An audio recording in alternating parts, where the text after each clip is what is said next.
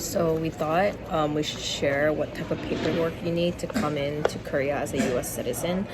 We had a lot of trouble trying to find it on the government website, and which is there, but it's really hard to navigate. So here are 3 paperwork that you need to print out in order to come through and submit to the customs. There are 3 things. If you're all vaccinated. Oh yeah, if you, of course, this is on courtesy of if you've received all 3 of your vaccines, 2 vaccines, or I think it's within like 180 days still. Yeah, and then if you received your booster, and if you received your booster, you're good to go. You're eligible. Mm-hmm.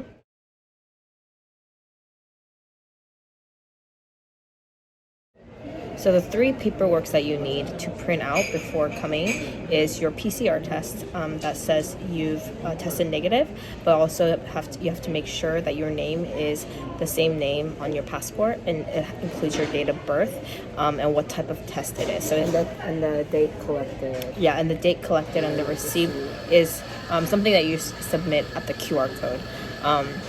The second thing is the QR code that you have to submit. Korea has an app or a system called Q-code, and you basically input a lot of information, including your passport, your email address, airline ticket, valid confirmation of your COVID vaccine shots.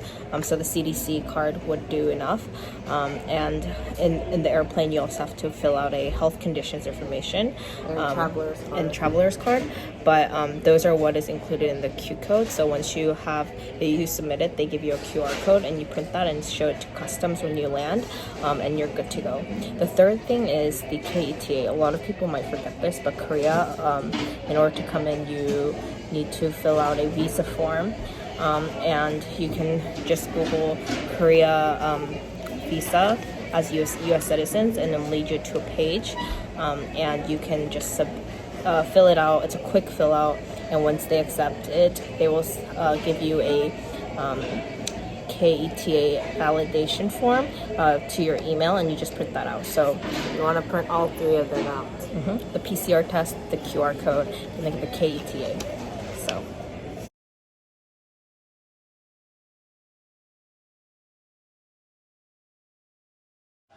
In bonus clip, we went to the hospital at Incheon Airport, right outside the arrivals gate, and you have to pay $80.